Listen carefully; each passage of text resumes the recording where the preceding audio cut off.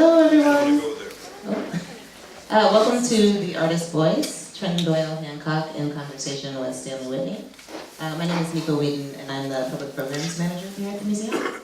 And we've been very lucky to have Trenton with us for the past week and a half or so, installing his work. So for us, here, seeing him and his process has been very exciting. And, I think part of this program is sharing that with you guys. So I will hand the microphone over to Lauren Haynes, who is the Associate Curator of the Permanent Collection, who also organized the exhibition. Thanks, Nika. Hi, everybody. So I'm not going to give, a formal introduction of Trenton and Stanley, because you guys have these amazing programs that give you their bio, and they're each going to talk a little bit more about their work before we enter into the conversation. But just to give you a little more background about the exhibition, so Trenton Doyle Hancock's Skin and Bones 20 years of drawing was organized by Valerie Cassell Oliver, who's the senior curator at the Contemporary Arts Museum in Houston. We at the Studio Museum are lucky to be the third venue of this exhibition. And so for me, it's been, as Nico mentioned, great having Trenton here doing the amazing wall drawings that hopefully you guys have seen, and if not, we'll have some time before the talk is over to actually go into the galleries and look around together.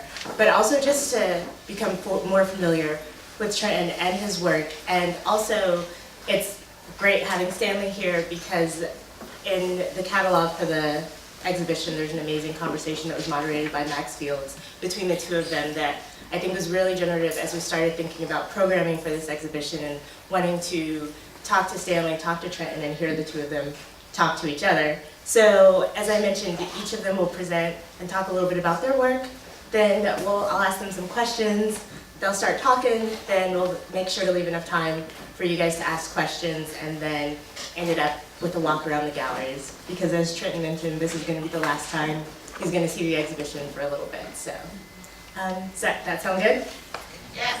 Great. Okay. Trent.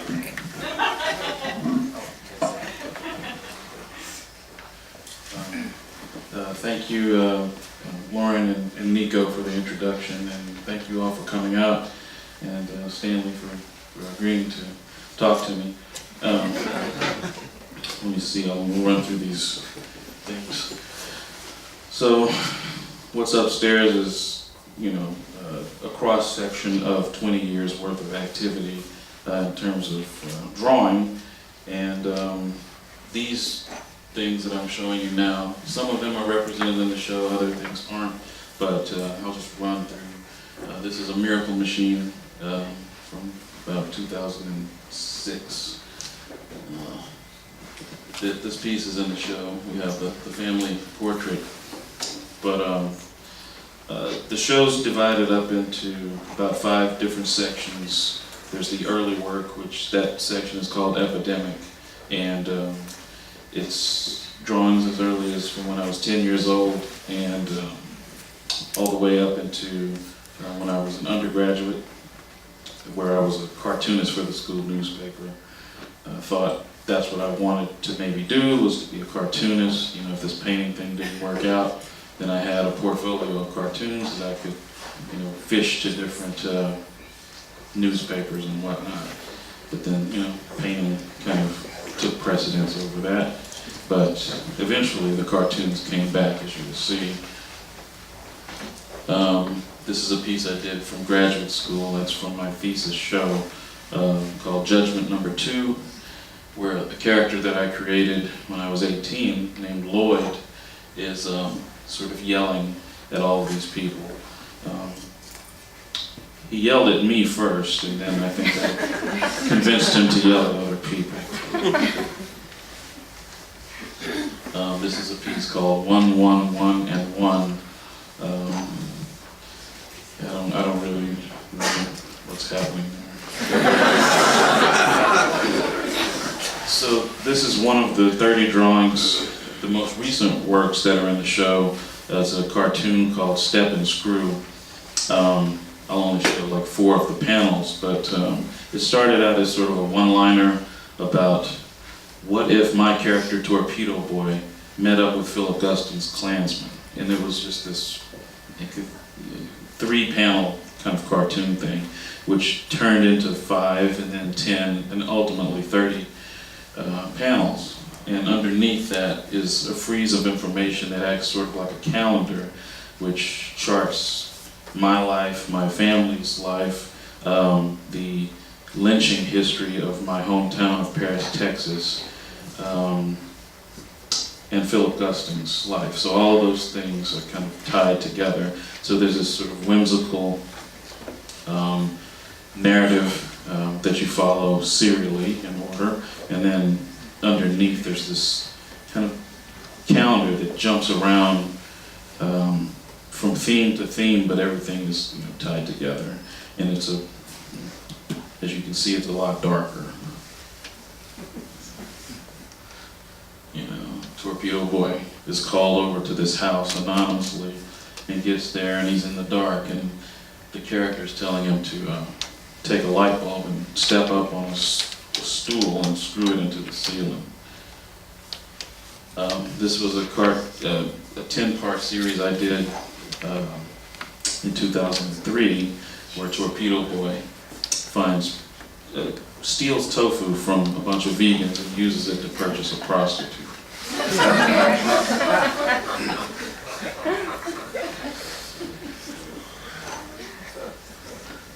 So, and then as you'll see downstairs, or upstairs if you haven't already been, that wall drawing is a huge, it's something that I've been dealing with or trying to, I don't know, integrate into my practice for a while. And this is a show called The Blessed Room from 2006. And the wall drawing sort of acts as a way to extend the field of drawing and a way to I don't know, create a larger situation, a more immersive, layered situation for people to, you know, come away with a memory of having had an experience.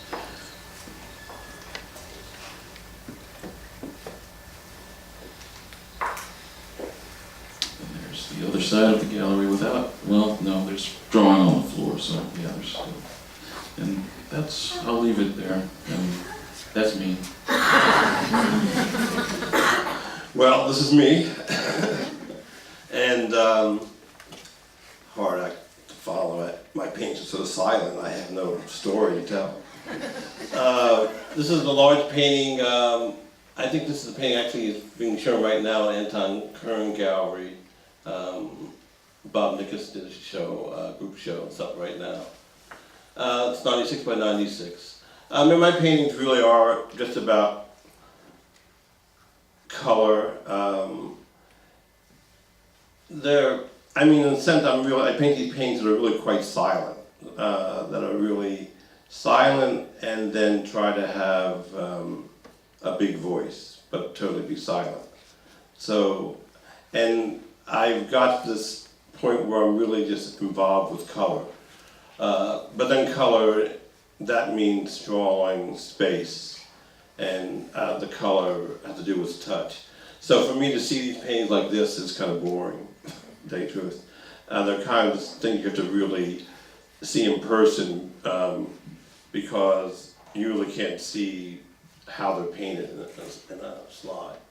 I think this is a show I did with Team Gallery, 46 Worcester Street, I think of a couple of years, I don't know, 3 or 4 years ago. And I think this gives a better idea maybe about the paintings. I mean, I'm really, of course, very involved with beauty. I'm really involved with beauty. And like I said, you have to really sort of experience the paintings themselves. This is a show, Team Gallery, it's called Team Colors. We just did it in LA. The gallery has a small gallery out in LA, a little bungalow in Venice. And I was happy to go out to LA. I haven't been out to LA in years. And this is a painting 70 by 72 and some black and white drawings. Trent and I were just talking about that, the fact that I haven't really shown much drawing, but my work's really involved with a lot of drawing. It's not something maybe you'll see with the painting, because the painting, the color dominates so much. But the only way I have this color is really through the drawing.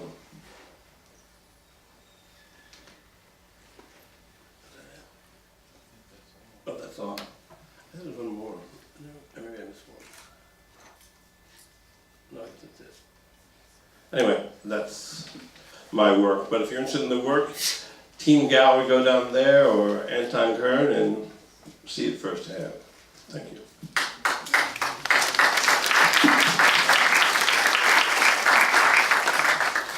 Thank you both for that. I think it would be a great place for us to start. You both touched on it a little bit, but drawing, obviously, and how drawing makes its way into both of your practices, trying to sort of see 20 years of it, but how you've talked about how it has sustained you throughout other projects and how you keep coming back to it over and over. And Stanley, I know we see your paintings, but you just sort of mentioned how we haven't seen the drawings and you've not actually done a drawing show, but how drawing plays into and is a part of the work that you do as well. Yeah. Well, for me, drawing is the foundation. It's the thing that no matter what kind of project I'm doing, whether it's a sculpture project or printmaking, drawing comes into play because it's very skeletal for me. It's a thing that I can go to and work out the ideas or get a sense of the space, and then if it's color that I have to deal with, I can drape the color over the drawing, or fit it or plug it into the different spaces. But sometimes I hesitate to call myself a painter because I approach the canvas as a drawer, really, a draftsperson. Kind of build a framework and then figure out where the color goes. I think I'm trying to teach myself how to paint like now. And, start with the color and end with the color as opposed to starting with the line and ending with some kind of combination. Well, for me, I think drawing, I only draw most of the time in black and white, if I can draw in black and white. And drawing, I think, is a real savior. I think as artists, I think drawing is the key, because no matter what you are or where you are, you can always make art with a pencil or a piece of paper. And the way I made these paintings is really through drawing. The way I figured out where these paintings, where this color sits in space, is through my drawing. So my drawing really, when I came out of graduate school, my paintings were a total mess. I didn't come out with a product. I don't know why I didn't, I should have. But I didn't. And so I went to drawing, and drawing kind of, I think, is a real savior. I mean, if I think about artists who maybe late in life don't have some place to go or get lost or the work dies on them, I think, you have to have your drawing. So I'm always drawing. The drawing could be pen and ink, the drawing could be in gouache, the drawing can be in graphite pencil. And so that's what I do. I'm always thinking about what kind of paper, but mostly really what I'm thinking about when I'm drawing is really space. And even the big paintings I'm making now, I think they're the same size as the one I showed. That one, I know the bigger painting is that same size, 1996, but I think the space in those new paintings is even bigger, although they're the same size. And if they're bigger, they feel bigger, it's because of the drawing. So I think drawing really is the key to everything, in terms of being an artist. I mean, yeah, I feel the exact same way. And I remember from our last conversation, the one in the catalog, I said something about, drawing is any kind of thing. I guess I was trying to define what it was. Whereas you were like, drawing is what happens on paper, Oh yeah, I was saying drawing is to me, drawing is thinking on paper. Thinking on paper. Thinking on paper. And I think for me, it's any kind of documenting that can happen. It could be through your camera, it can be like stacking rocks in a corner, but to me, it goes back to figuring out space. So I think we're definitely on the same page about that idea of space. Can we talk a little bit about color for those of you? I think what has been really exciting about having you here and seeing you doing the drawings on the wall is how you think about color and how it comes into your palette that is in some parts black and white, but then also very much color comes in and pops out. And Stanley, I know for you, color is very much at the beginning of what you do and how you think about it, and how you two sort of see the interaction and the overplay in your practices with color and the differences with how you treat color. You know, colors is emotion, you know, it's like, and I think for me, let's say around the year 2000, after I got out of graduate school, when I felt like I had all the components to start, you know, for the next 10 years, like coming out of there, unpacking everything once I got from Philadelphia to Houston, you know, I was able to kind of, you know, set all these things out in front of me and say, okay, here are the game pieces I have to play with, how I get into the studio and do that. And one of those things was color. And, but I've always had this, well, not always, but I think coming out of school, this skepticism of its power, and that people are easily kind of enticed or swayed by color. And so the work was largely black and white with spots of color here and there. It's like a quarantine of color. And that became a conceptual part of the practice, was to, you know, figure out where it goes, and the story ends up being told formally through where that color appears. Like I said, now I'm starting with a color ground and building more color on top. And whereas, you know, things started quiet and I would build color and it would get louder and louder, or things, you know, from low key to high key. Now I'm starting high key and trying to figure out how to kind of dampen things, or figure out where those more quiet spots are going to be in the work. But it's a whole different way of thinking, of a place that you live there, you know, that's like how the paintings operate for you. Yeah. Well, you know, it's interesting when you said that things got louder and louder. In terms of color, you were talking about color, and you were talking about sound. The fact that color, it got louder and louder. For me, I always had color. I was always a colorist. Even early on, I always loved color and things, even as a kid. But I didn't really know, and I guess for me too, my subject matter, I didn't know what my subject matter was. I mean, some people find the subject matter very early, and I didn't find my subject matter really until maybe 10 years out of graduate school. I started really realizing the subject was color. And then how do I make color subject? Not in the sense of Roscoe, not in the sense of other people I saw, but how do I make color subject? And color to me is something that I don't really know anything about or don't want to know anything about. It's something that I don't want to control, and I have no sense of when I make a painting, what the painting's going to be color-wise.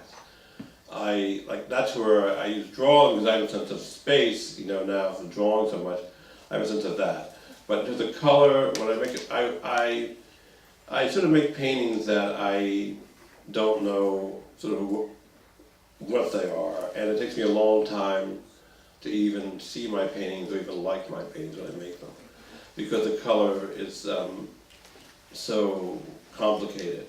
And in fact, with my paintings, I probably could, even the paintings I see out, I probably keep painting on them, change this, change that. So, but in color is emotional, and people bring so much to it. So if the paintings are really quiet, then people kind of, the conversation comes from people looking at the color, and then that color starts to make a conversation. But it was very, you know, developing this idea of color in the sense of, especially when I came to New York in the 60s and 70s, there was a lot of things I saw in terms of color. It was like I saw a lot of, you know, it wasn't that, you know, people, Nolan or Frank Stella or people were doing lots of the color. But I didn't like that color. I thought the color, they gave too much up in terms of like painting, in terms of touch, in terms of the hand. And people try to control the color. One way of controlling color is get rid of the hand. And I didn't want to get rid of the hand. I mean, I didn't want to give up, like, sort of, say, the idea of how paint like Courbet or an idea of touch. So that's one reason I even my paintings are an oil painting as opposed to acrylic, so I can really get involved more with touch, you know. So color, I see just a touch. Color, I see there's a light. I mean, people come to me to my paintings, they say they see this, they say that, or this goes in front, this goes in the back. I go, yeah, whatever. Whatever it does, it does. But what you really want from color, I think, is you really want magic, and you really want to have this kind of really magical kind of experience with color. And color does that. I mean, you know, one time I was at a place and I said, well, women know more about color. Women are really involved with color much more than men. And someone said, can you explain that? And I said, no, I'm not going to explain that. But I think, you know, color to me is close to the earth. Color is very, very important. So you mentioned a lot about how for you your paintings are silent because other people sort of bring either through their memories of color or particular colors their own narrative onto the work. And then Trent, for you, you talk about how your narrative, you're the only one that can actually tell it. But I also feel like when people look at your work, there's a narrative there, but I often wonder if people come to you and tell you what the work is about versus sort of what you are putting on. Yeah, I don't think I'm the only person that can tell. I think what's written about the characters and the kind of name that I've pointed out or assigned to these, you know, creatures or what have you, if that's one, it's like if it's a 7-layer cake, that's just one layer, you know, mm-hmm. And you know, there's a whole other layer that's just this emotive associative value that people are going to come and they're going to go all these different places according to what they bring to the table, you know, and I want the work to be, you know, it's a fine kind of line to walk in terms of there are things that it's like I don't want things to fall too far on the left or too far on the right, but I want the work to be open enough that, you know, people can find their way into the world and find their way out of the work. You know? Yeah. That's good. I totally agree. I think, you know, with my work, I want sort of to paint, I really want to paint something really kind of simple and like there's not, if you explain my work to somebody, oh, he paints these paintings with like colored squares and lines between them, and it seems like nothing. And I wanted the work to be kind of really dumb, and then when you see the paintings, have them be, how could something so ordinary be so magical? Or how could something that seems like so obvious, like where's the magic? So I really wanted to have something that was really kind of like just sort of ordinary. Although when I see them like this, it kind of scares me to death. So, but if you face them, then all of a sudden there's lots of magic. And then people think, well, how could that possibly be? How could something so simple be so complicated? And the idea of silence, I think with painting, it's a real silent kind of media. And that's interesting, I think, to be so silent, you know, so many great painters so silent, but to have such a great, big voice. And I think that kind of contradiction, that kind of drama in painting, I think, is what interests me a lot. You know, something that's really so silent, and also something that's so, you know, so ancient in a way, making these images and trying to make a, you know, a new image. I mean, for young painters, I think, you know, although people now, I think they paint their videos, do a lot of things. I mean, I think painting just is really sort of, you know, takes a long time to paint, I think. I want to, follow up on that in terms of the magic, because you've mentioned it a couple of times, and anyone that went, you know, that studied at Tyler out there in the audience will understand what that, you know, magic. And we kept hearing it. It was the first time, I think, when I got to Tyler, hearing like love mentioned in terms of art and magic mentioned in those in terms of art making. I think people before that kind of shied away from or talking that way, so I felt like it was at a special place. But when we would be invited to your studio, we see these paintings that just look like they fell from the sky. It's like someone made this, like this guy that's standing here talking to us made this, but you don't see the labor. You don't see, No, it's true. In fact, I don't think, very few people have actually seen me paint. I don't even know if my son, maybe he's seen me paint maybe once. But no one really sees me paint, and it's funny, even I was talking to one of my dealers who said when he comes over to the studio, he only sees finished paintings. I don't tend to have paintings, I don't tend to show people paintings that are in between work. Mainly because I don't really want any feedback. I don't really want any. I don't want anyone to stop me, and I might get confused. It's true. I kind of want them that way, which is maybe. I don't know if it's a good thing or not, because it's sort of like you want to have people to have it in. I wish. When I look at your work, I always think, gee, I wish I was a storyteller. I read a lot, I'm always reading, and I think, gee, I wish I was a storyteller. But I'm not, and that confused me for a long time, sort of what I was going to paint, how I was going to paint, what painting was. But when I think about magic, I think what are people, what I want for art, or if I saw, when I grew up, if I saw a painting, and go to the museum and see paintings. Like I was just in London at the National Gallery, and you walk through the museum, there's a lot of really bad paintings, and then you come across some that are just really, for some reason just magical.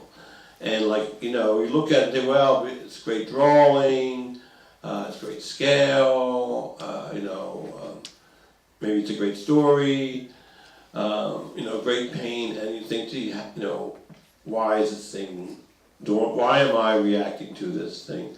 So I think, and people, I think art is something that people, if you're into art, I think it really makes your life so much better. And to have something on the wall in your house that's really special, really just, I guess when we were talking too, and Houston, we were talking about mental health, And I think it's just really good for your health.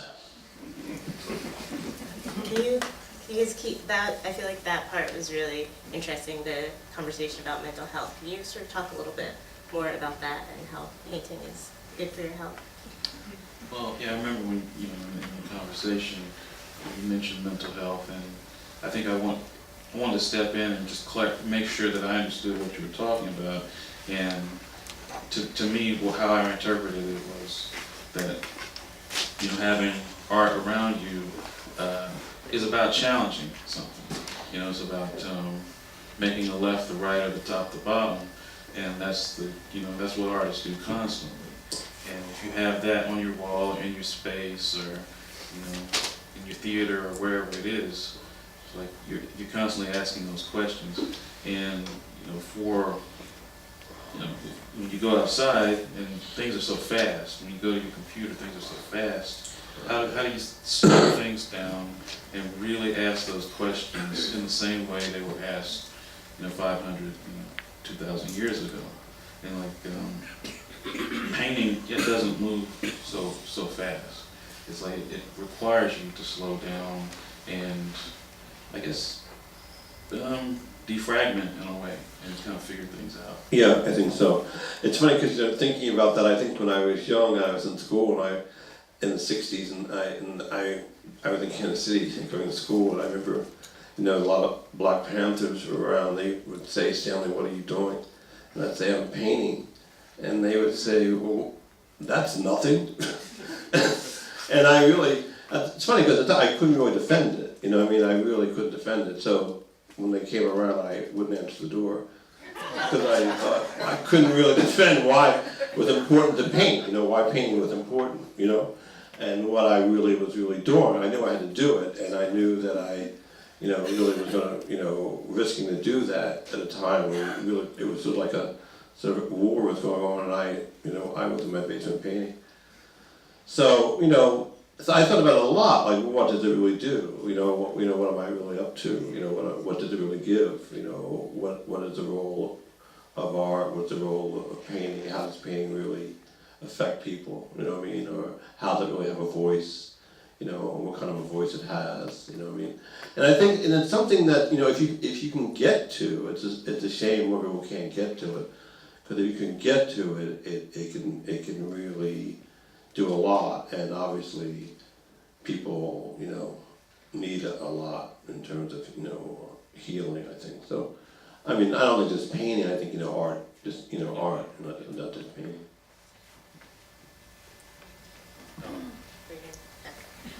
Can we talk a little bit about process for the both of you, and thinking about how over the years, I don't know if there's been a shifting in the process of how you approach either a body of work or even with this exhibition and the various venues, the process of entering into different spaces, and what, if there's a vision you have when you enter in, and how you make it come to life. My process is about, well, first off, I think a major theme in my studio is trying to figure out what I own. What are the things that I feel are outside of my reach, and how do I get them back into? Because it's all, it's all this construct of I'm of the mind that we own everything as artists, because you're inspired by everything. You have to figure out a way to get those things into what you do, or you control that valve at some point on a conscious level of what comes in and what goes out. And so I think early as elementary school, like that's been a way that I've thought, how do I own Spider-Man or how own Superman or whatever? Well, it's by making my own superhero, and what things do I transfer over, and how does that make sense? So it's always about rules, and figuring out what the rules are, going back and breaking those rules. But instead of asking for permission outside the studio, it's interesting, there's always been this sort of schism within myself that I understood that there's these two kind of paths or whatever, and one has to ask permission from the other. It's not from without, it's always from within. And I think just over the years, I've gotten better about, I guess, bringing more things in, things that I feel like are ugly or I don't understand what they are. In that way, I can, in an incremental way, grow from it or incorporate that into the process. And so that's why maybe there's so many different ending points. The starting point's always the same, usually it starts with drawing.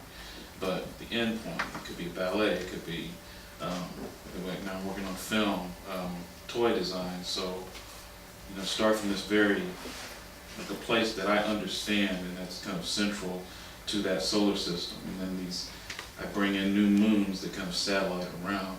So, that's the way I work. Well, I'm more like a tree.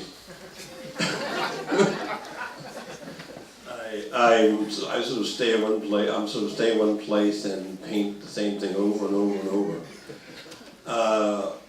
And I don't know why I do that, but I do, and it's interesting because I think as long as I keep painting this painting and it looks new and I don't recognize it, it's okay. I keep painting this painting and I think of it sort of like, people are sort of all the same but then totally different. So as long as they're all so totally different, I'm surprised how much they look the same and how totally different they are. And I kind of really work to get at this spot, and I sort of enjoy sort of being at this spot, but it's definitely a weird undertaking. I can't really sort of say exactly why I'm so stubborn about that, because like I said, I read a lot. I'm not the kind of painter or the kind of artist that only looks at like abstract painting or this painting. Like one of my favorite paintings is Veronese. But I don't know, people, maybe the color, but I look at those things or all kinds of things that influence my work. by reading, as long as it's my work, but yet I'm not a literal painter. So, but hopefully that all that stuff goes into the work, into the how I make it or how I touch the canvas. So I'm just, in this one spot, trying to be a real big, beautiful tree.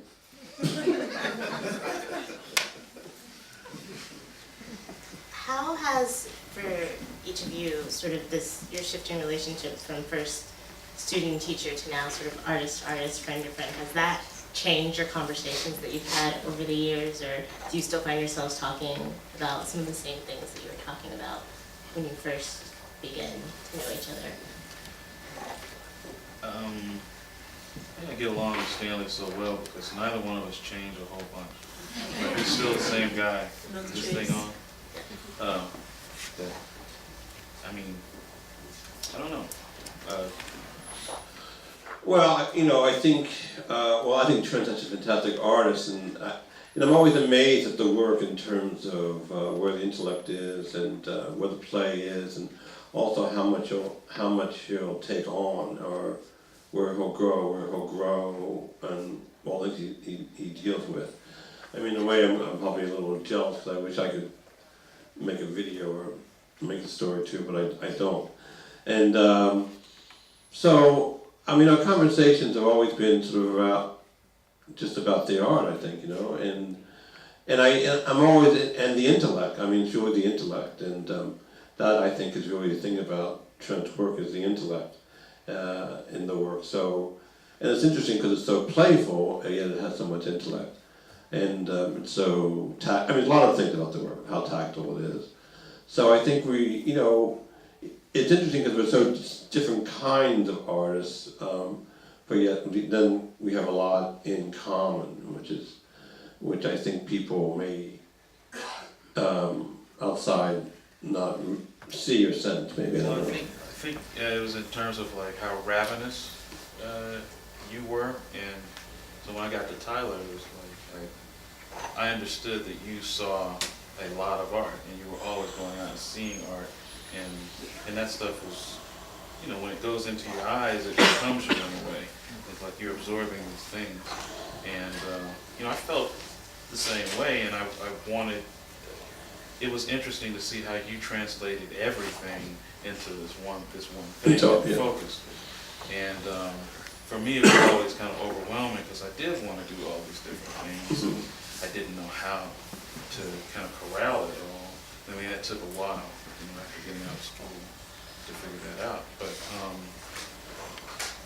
I think that's what I admired about being under your tutelage at school. But also it was that I didn't have any black professors before, and I didn't know I didn't understand what that was. Like, I only had mostly white women artists that were my teachers growing up. That's unusual. Yeah.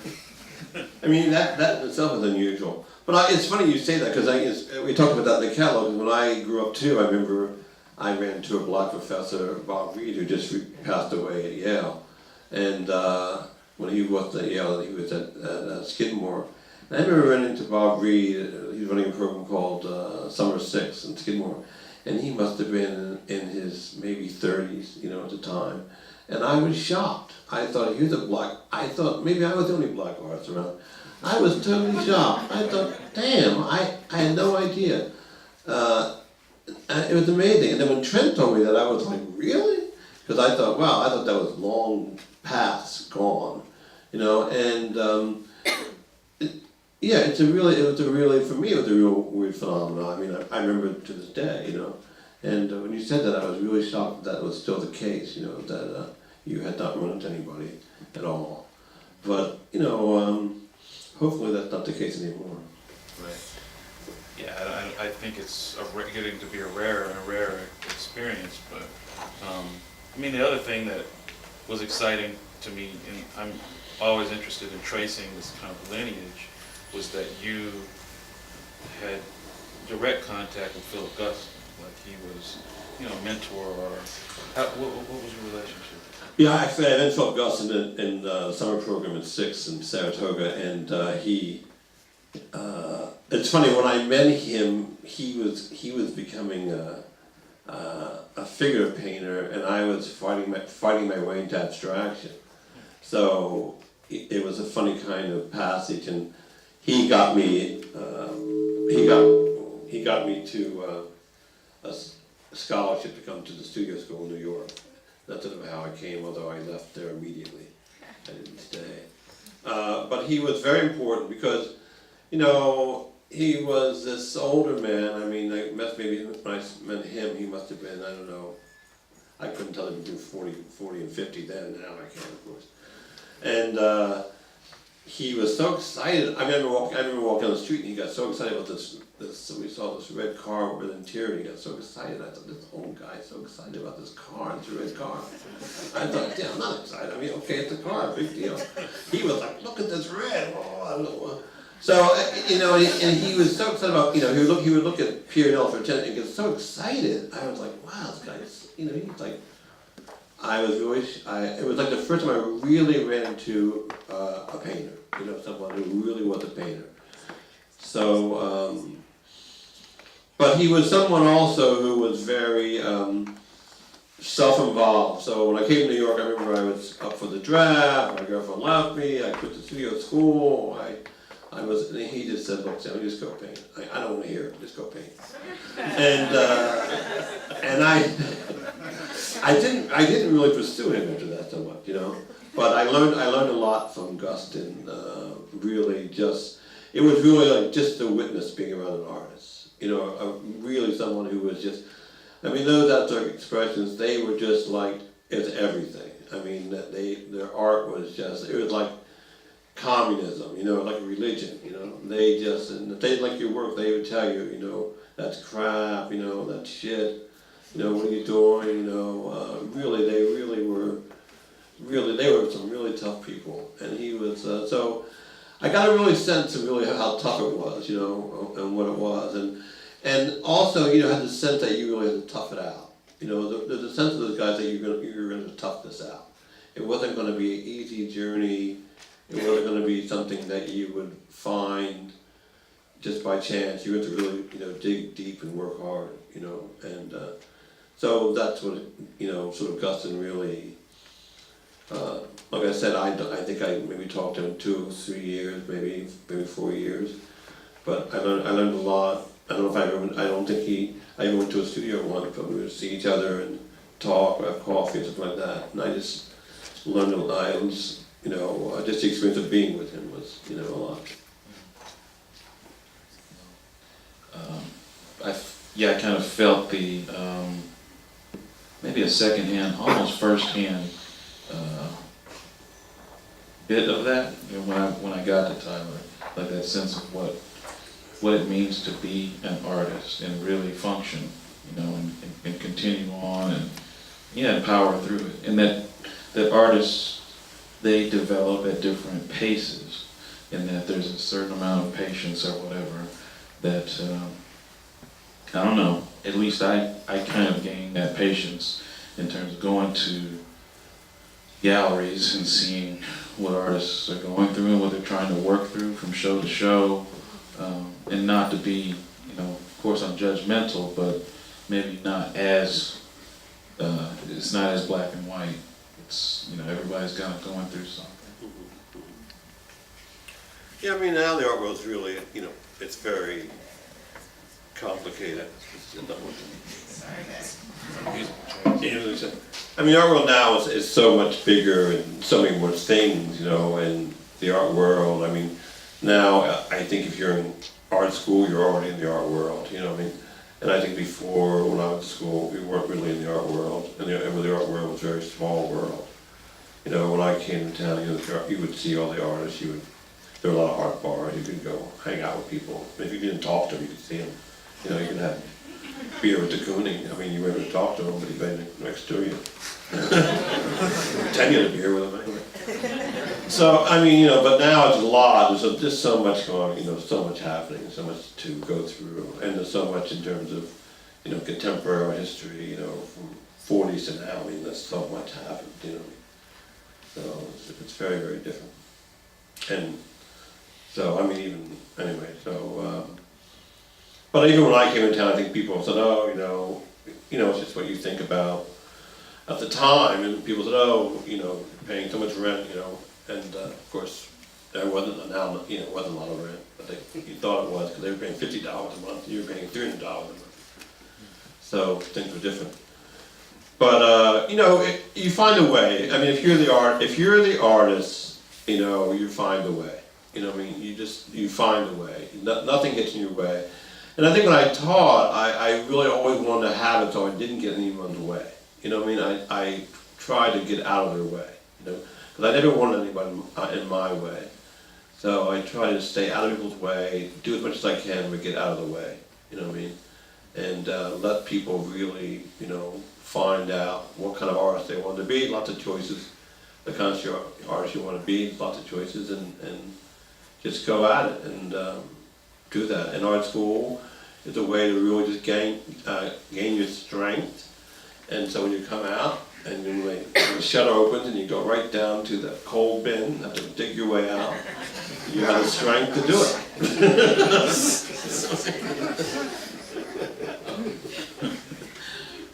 In terms of getting out of the way and letting us figure it out, I remember you had a kind of cryptic way of speaking, come in and just say things. I hear Will laughing out there. Like certain just buzzwords or catchphrases or something. One thing was, you have to figure out what is pop? You have to figure out what pop.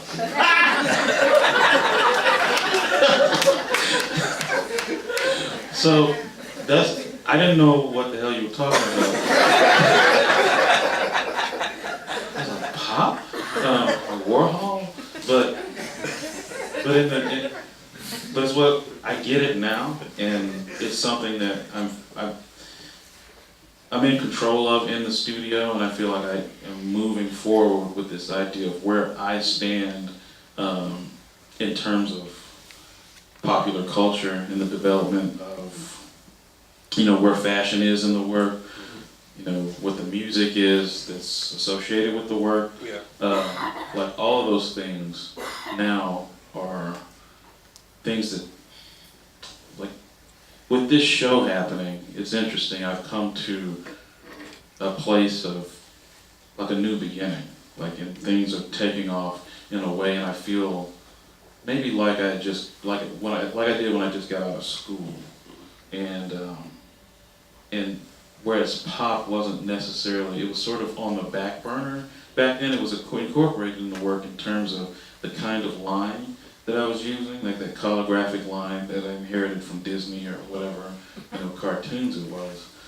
But I didn't quite know, because I was oscillating back and forth between the Dubuffet line and maybe the Disney line. Just go back and forth. And I thought, if I use both of them, then that's going to be confusing, and that's an interesting place. But right now, it's like developing toys, and what is that? It's like, and I don't want my hand in them. It's not like I'm getting in there and I want them to look like something that came from Toys R Us. So that's a totally different avenue. But to have that in the same room as the paintings, which still are going to be kind of wild and woolly and have this kind of range to them, it's just another offshoot. But another thing I remember you saying in terms of my work was, you're going to only get it, you're going to only understand the work when you see two things, or three things in the room together, not just one. It's like a drawing and a painting, or painting and a sculpture, or 10 drawings. You have to see a selection of things to get the range. And that's something I've kind of always taken with me.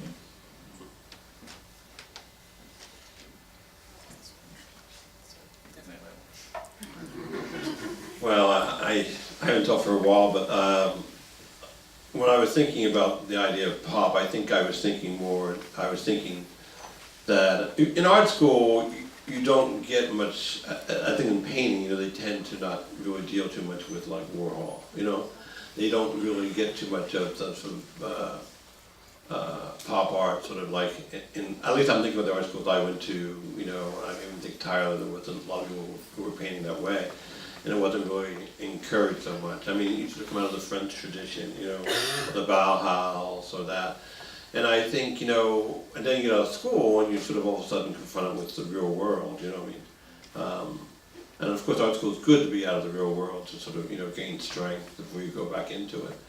So I think those kind of things, bring those things in art school, because Warhol's so important. And I think, even myself, I think when I was in Rome and Italy and looking at Warhol, it was even, you could see, wow, it's really important. I mean, in Rome, they really need Warhol. Not that I need Warhol here, but in Rome, it makes a lot of sense. Beside Caravaggio, Warhol, it's interesting. I mean, it's so different. So I think that all that, like what kind of artist you're going to be or what choices you have, in terms of that. And just really looking at everything and just give yourself a good wide range before you sort of like camp in a spot, where you are. So that's what I was doing with that. But I mean, as a professor, you say a lot of things. I don't know what I said, to tell you the truth. You say a lot of things. You go to little studios. It's like, to me, it was always like almost like facing a canvas. It's like you go into a studio and you say a lot of things. You try to really tell them what you think. You don't care whether they like you or not like you, or whether you're right or you're wrong. You say what you thought, and sometimes people hate you, and some people say, who are you? And you say, I'm nobody, and bye. And don't worry about it. And then some things stick, and some things go in one ear and out the other.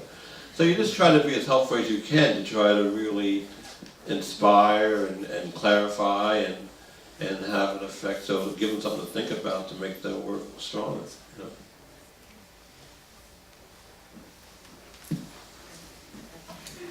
Yeah, this is working. Do either of you, before we open it up to our audience for questions, I guess, do either of you have questions for each other that you have not asked each other, or now after the conversation of seeing the work, or just now thought of, you'd like to ask each other? You don't have to. And you can... I don't. I wish I did now. You say it. I wish I did. Do you have any questions? Yeah. We can let the audience ask you. I'm curious about, you're talking about going deeper.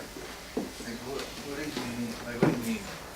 How do you decide, what's deeper? I think for me, it's what you want to study. What you find interesting and what you really want to study. And getting more, and just really trying to get to the source of that. And I'm personally, I like work that's really has a lot of depth to it. That I don't want something that I can pick up very quickly. I like works that I have to really sort of spend some time with. So that's what I think. I'm just saying when I say that. And I would say, just go deeper into yourself and unlock some of those doors that you might find taboo. To me, yeah, that's a version of deeper. It's like find what scares you and go there.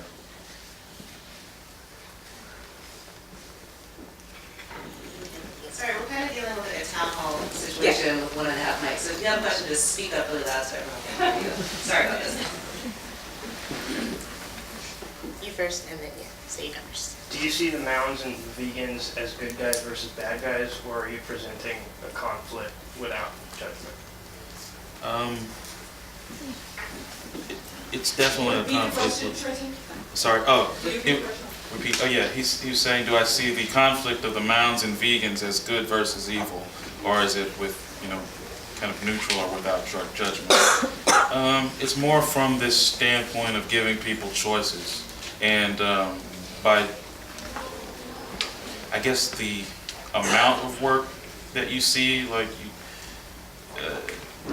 hopefully there's a range of what the vegans are and a range of what Torpedo Boy is or what the mounds are, and you can choose to identify with that range or not, you know, and who, like in like the story where Torpedo Boy steals the vegan's tofu, like in that story, the good guy becomes the bad guy, you know, more of an anti-hero or something. So, I don't know, I'm of the mind that I came from a household where there was very clear ideas of what good and evil were, and you know, I left home and realized that really didn't work for me, and that there was this kind of huge gray area, and that became a lot more interesting. So I think that is also in the work. It's not your standard good and evil idea. In fact, I'm kind of challenging ideas of, you know, if that even exists, really. I'm curious about your relationship with comic artists and who you started looking at, or who some of your favorite comic artists are. Like comic in terms of, well, I'll just say, like, I don't like him now, but Todd McFarlane was one of the first artists that I was looking at in high school that I could identify his name. Well, he was a celebrity. He was a comic art celebrity at the time, and you know, after superhero stuff, I got into, you know, Dan Klaus and Crumb and Chris Ware, stuff like that, like more confessional comics, and that became more interesting because I too had moved on from like my belief that that superheroes was a way of life. Like, you know, I see the artist as a kind of a superhero. You know, we're imbued with certain kinds of powers, but it was about the personal stories. It's about being human. So if you can't find the humanity in the hero, then it's really not that interesting. That's going to be a very quick read, and we're going to be done with it. So I started to get more into life comics, I suppose. Yeah, I've been thinking a lot about it, about the role of color in your work, Trent, and I was thinking about it as it being a kind of like, whereas the black and white and the structure is the scenario, the colors could be the different kind of characters in it, like the magic user or the fighter and then in Stanley's, like, the colorist kind of establishes the painting as a character in the world, like that's how they read, like it, and but they connect so much because they both have a kind of weird wonky, they're both so elegant in each way, and so it's not really a question, but I think like talking about how, like with how that the work both collapse, with the work you just do the work, and then as you do it, it gains this kind of character of itself that is unique. That finding all kinds of like connections between you as I see the work and see you talk. So it's really interesting. I'm not sure it's a question, but like the kind of like elegance of it. No, I think that's very interesting. You know, in terms of that, in terms of what you said. Yeah.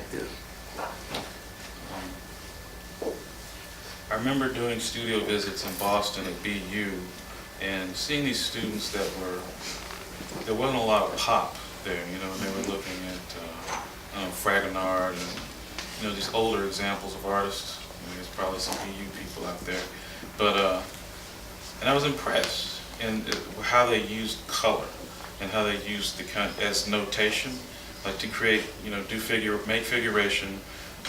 And have a blue figure standing in the foreground, or an orange figure lurking in the back, and a table that's glowing yellow, or like these kinds of a way to talk about, you know, a standard, almost boring scene, but activate the emotion from top to bottom, left to right, front to back, through the way that I guess the emotive quality of the color, like these hot spots. Yeah. And say I first encountered that or became aware of it through that work, and then of course thinking, you know, wow, how can maybe one day I could do that or be sensitive to it. I feel like I'm finally getting there, you know, I'm kind of easing my way into thinking that way, but I was always kind of jealous of people that, you know, in Stanley, your work works that way, you know, very but you know, that's the basis of it. So like that note to that note, like what you see, maybe you see the reds, you see the greens pop out, or the white. it's muddy white versus a kind of a hot, yellow white or something. That really interests me.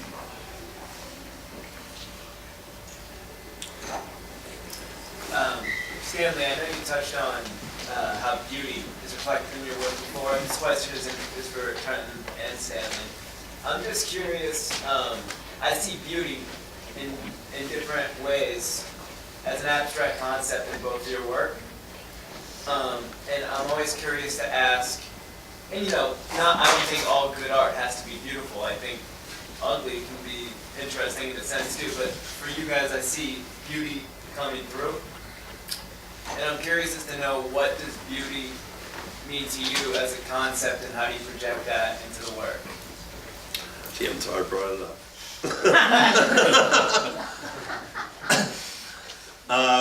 Because beauty is not like one thing. I mean, there's lots of ways. I mean, ugly can be very beautiful. I mean, there's no one way. I was thinking about that.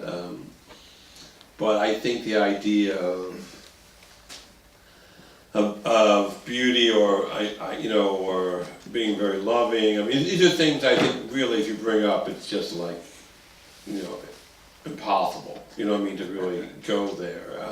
For me, I mean, the paint. In fact, on the painting, I can think of that's a really beautiful yellow, or I can think it's a really beautiful orange, or I think it's a real nasty, nasty color, which I think that's really good. That's really beautiful.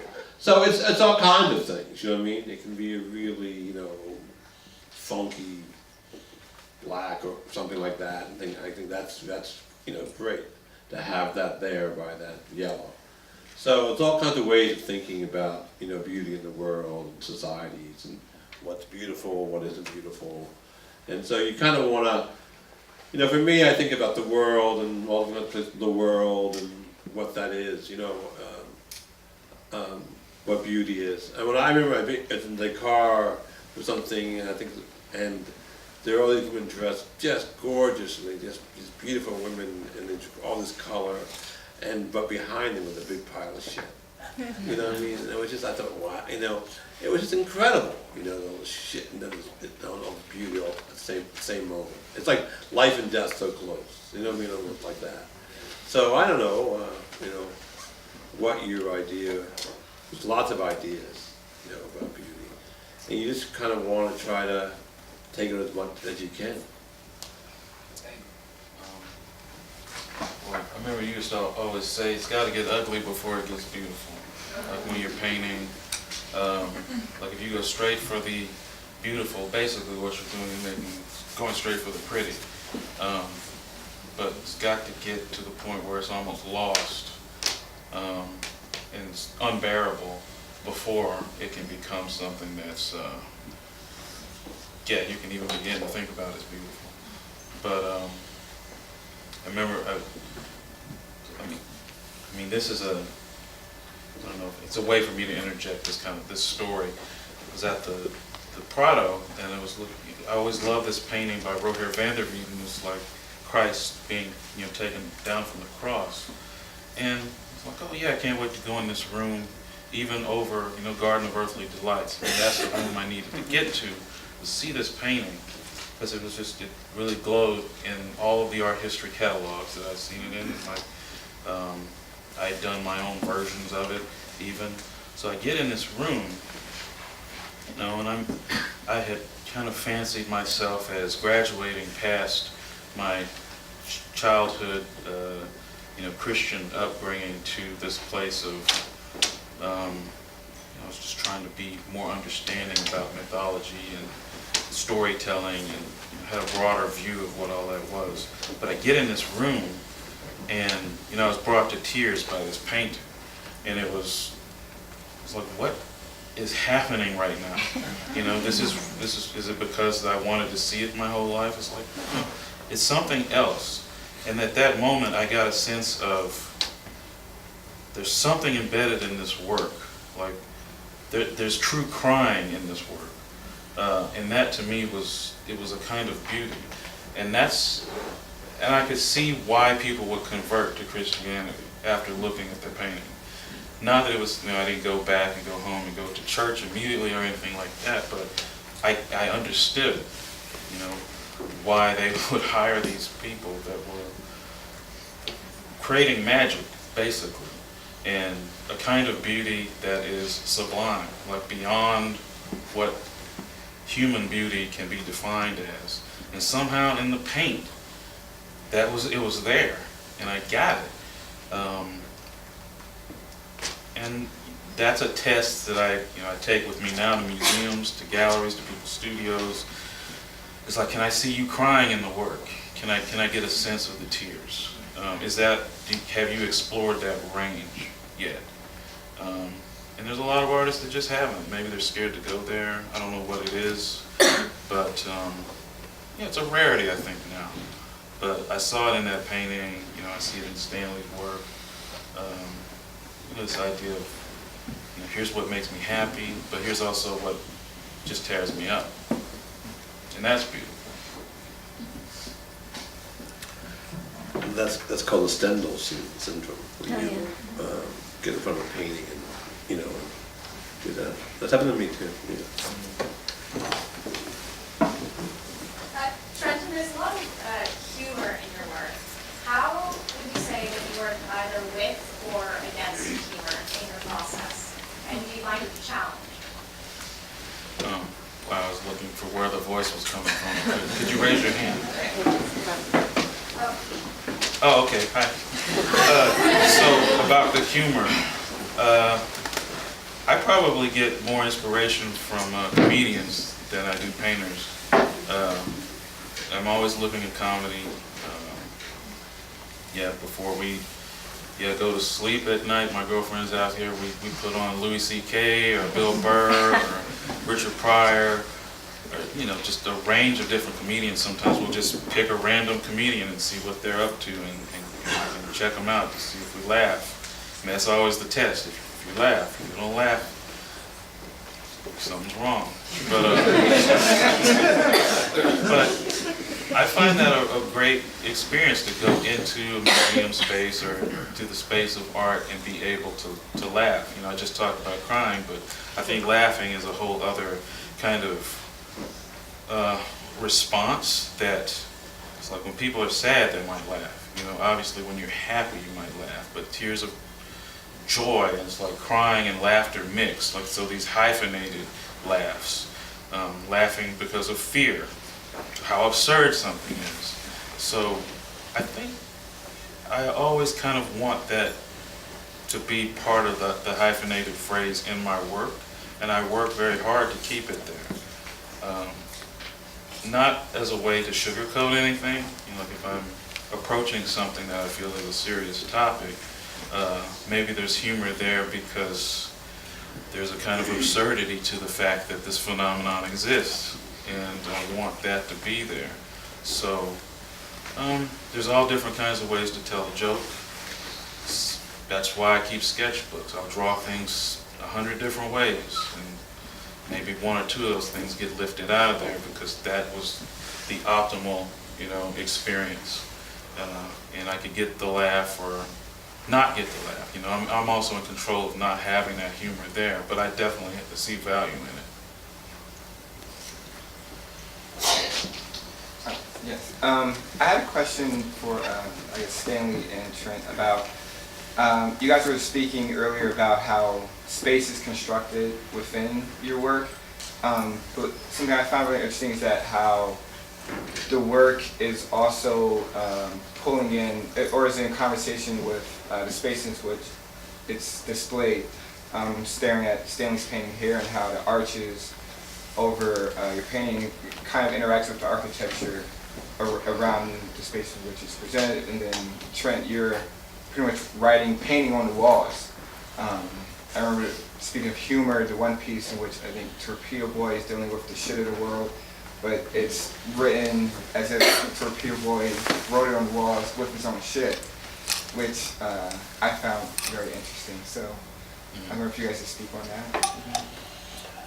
Well, for me, architecture is a big, part of my work in terms of. That happened to me really early on. My work was much more about landscape, and that I had an idea about the space into the landscape. because I wanted a lot of space in it, so sort of landscape kind of space. Then when I went to Europe and lived in Italy, I got much more involved with architecture and living in Rome and great architecture, and then going to Egypt.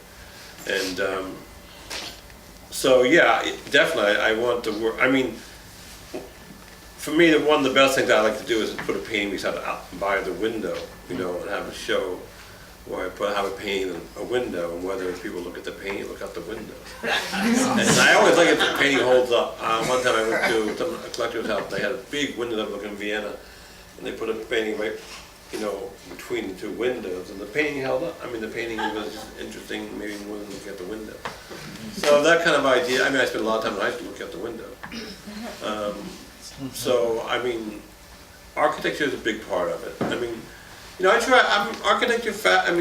try to just incorporate as much as I can in the work, and for me, I'm definitely much more silent about, like even when I read, I kind of internalize, I read a lot of books, I don't talk a lot about it, I kind of internalize things more, and it comes out more, it comes out more into how I touch things, or the color, or the relationship, or just subtle things. I mean, I think about, like, maybe we live near Bologna, and like Morandi's work interests me a lot, that kind of work. Maybe people could think more, maybe Mondrian, but Mondrian interests me into the boogie woogie when he learns to dance. Dance is important in the work, because rhythm is very important to me in the work, what that is. So yeah, architecture, basic thing. I think 5th century, 5th century BC interests me, what I mean? Those things get really, really basic, what I mean? I kind of want to get really down to something really, really basic, like, really, strike what it really is to be, what it is to be human, what that is. So that's kind of what I want in the work. So sometimes for myself, I think about the work in terms of maybe, it's like how people can get into it. Can they get into it? Is it how difficult it is, But then you have the color, and the color kind of opens things up.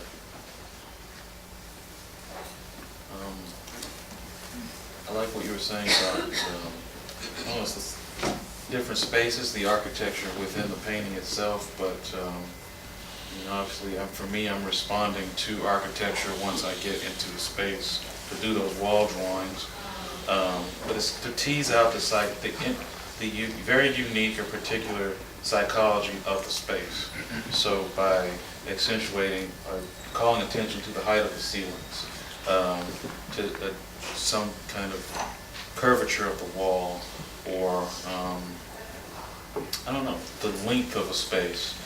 And those things require me to be there and be present, and to turn up my awareness in those moments. But I also I like what you were saying about that kind of subtle shifting psychology, like say of Morandi. I've always found his work to be terrifying. It's like a little horror movie. It was like, yeah, I don't know, they're really scary, those paintings, because of how deceptively simple they are.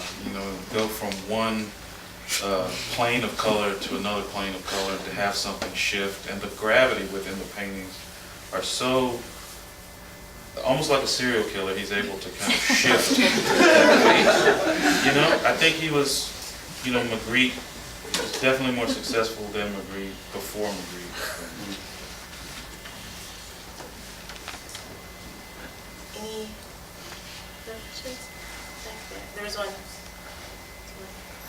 Oh, same time. You got a question? Yeah. Yeah, in art school, there's a lot of pressure to have an explanation for every decision you make.